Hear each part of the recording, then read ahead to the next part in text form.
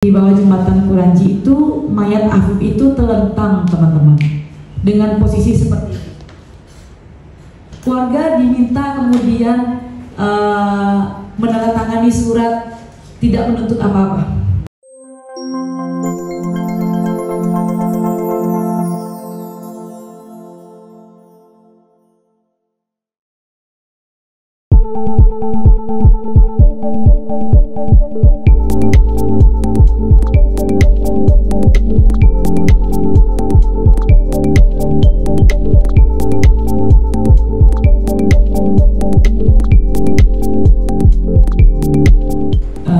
Saya akan menceritakan ke teman-teman apa fakta-fakta yang kami dapatkan ketika kami menangani kasus Afif Maulana dan kawan-kawannya. Saya mulai dari sebuah pertanyaan, kenapa LBH Padang itu sangat yakin ada penyiksaan terhadap Afif Maulana dan kawan-kawannya? Pertama, kami melihat bahwa yang meyakinkan salah satunya terjadi penyiksaan itu memang dari foto dari keluarga tentang kondisi jasad korban. Jadi mungkin di teman-teman juga sudah beredar foto rata-rata traumanya itu ada di sebelah kiri ya. Jadi mulai dari pinggangnya, belakangnya, dan juga kemudian bagian depannya gitu. Dan ini kemudian teridentifikasi dari foto yang kami temukan dan itu juga ditemukan oleh keluarga. Setelah kami temukan trauma-trauma kekerasan itu, apalagi yang membuat kami yakin bahwa Afif Maulana dan kawan-kawan disiksa? Yang kedua adalah posisi mayatnya. Jadi kalau teman-teman tahu, mayat Afif Maulana itu ditemukan di bawah jembatan Kuranji. Di bawah jembatan Kuranji ada dua jembatan di situ. Kalau kita dari Polsek Kuranji maka di bawah jembatan sisi kiri. Nah, di bawah jembatan Kuranji itu mayat Afif itu terlentang, teman-teman, dengan posisi seperti ini. Dan saat itu air hanya sekitar 50 cm di bawah betis orang dewasa. Itu fakta-fakta yang kami temukan. Dan ketika kami melihat ketinggian jembatan ke bawah, kami memperkirakan bahwa kalau dia lompat atau dia jatuh dari atas jembatan, maka kondisinya akan lebih remuk. Nah, itu perkiraan yang kami kami klarifikasi dari keluarga. Yang ketiga, kenapa kami sangat yakin? Kami juga bertemu dengan anak-anak lainnya yang juga terlibat dalam peristiwa tragedi Batang Kuranji itu, jembatan Kuranji, pada sekitar pukul 4 dini hari tanggal 9 Juni. Waktu itu malam minggu, teman-teman. Jadi teman-teman yang lain saja kami menemukan 7 orang, 5 orang diantaranya anak, 2 orang dewasa. Kami berjumpa dengan mereka, kami menemukan tanda-tanda kekerasan di tubuh mereka.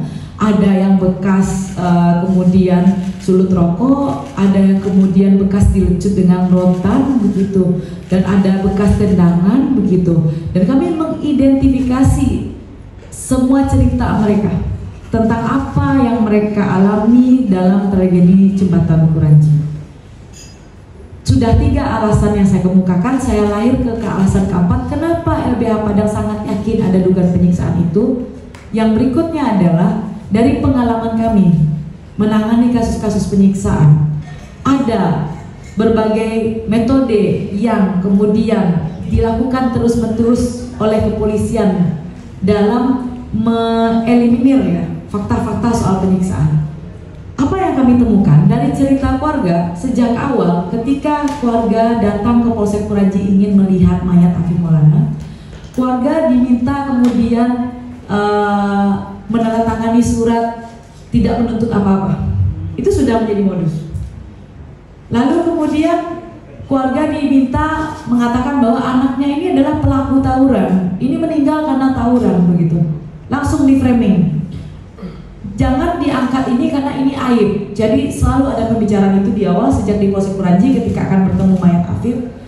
Lalu kemudian bilang gak usah diotopsi, yakinkan diotopsi karena ini nanti jadi aib bagi keluarga karena anaknya pelaku tawuran begitu.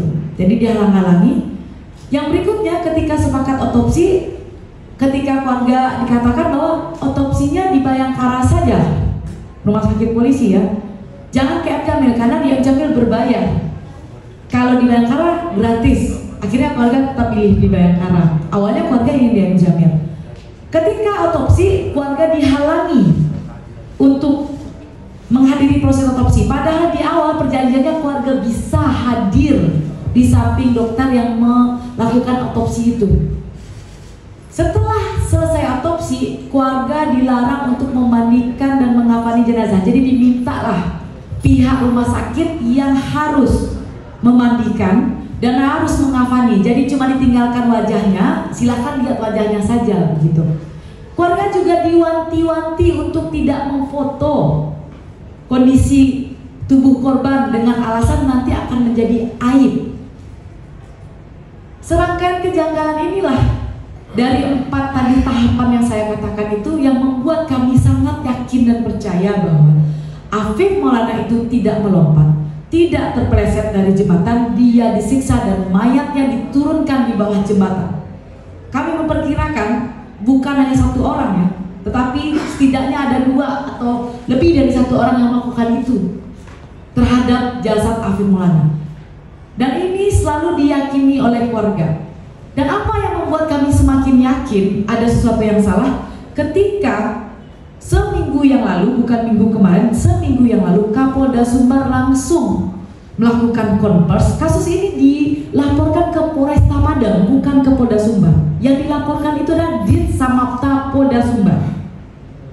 Lalu langsung diambil alih oleh Kapolda. Di dalam konversnya itu statement akhirnya mengatakan kami dihakimi, kami kemudian dikatakan bersalah, nama baik kami dicemarkan, ada serangkaian upaya untuk menjelekkan nama kepolisian, dan ini sudah terjadi trial by the press. Dan kemudian Kapolda dengan tegas mengatakan bahwa sudah proses pengamanan patroli saat itu terhadap pencegahan tawuran itu sudah sesuai SOP, dan dia dan polisi akan memburu pelaku yang memviralkan kasus ini. Disitulah kami semakin tersentak sebagai penasihat hukum, pasti ada kesalahan besar yang ditutupi dari kasus ini.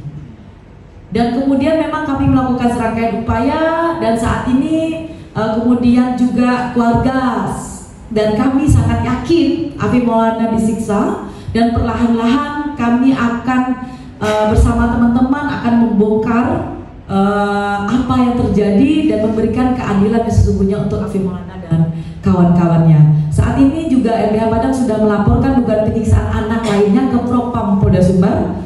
Hari Rabu kemarin kami melakukan pelaporan, lalu Sabtu sebelum saya ke Jakarta saya dimintai keterangan dan kami sudah memberikan keterangan, dan segera mungkin kami juga akan melaporkan dugaan tindak pidana kekerasan terhadap anaknya di reskrim, bukan hanya di